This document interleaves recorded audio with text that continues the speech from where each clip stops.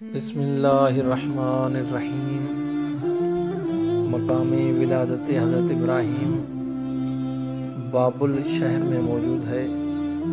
بابل بہت ہی ظلم کا شہر تھا، اس میں ہر گناہ ہوتا تھا اور اللہ کی نافرمانی کی جاتی تھی، اور اسی کے ساتھ ہی مقام ولادت ابراہیم کے ساتھ نمرود کا محل بھی ہے۔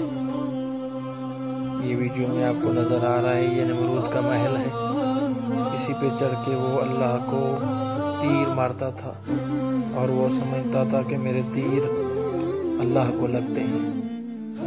اور یہ جو غار ہے، اسی میں حضرت ابراہیم خلیل اللہ کی ولادت بسعادت ہوئی تھی، اور اسی غار میں ان کی پرورش ہوئی۔ جوان ہونے تک، شباب آنے تک وہ اسی غار میں رہے، اور ان کی والدہ چھپ چھپ کے حضرت ابراہیم کے پاس آتی تھیں اور ان کو دودھ پلاتی تھیں۔ بعض روایات میں آیا ہے کہ ان کی انگلی سے بھی دودھ نکلتا تھا اور وہ خود پیا کرتے تھے۔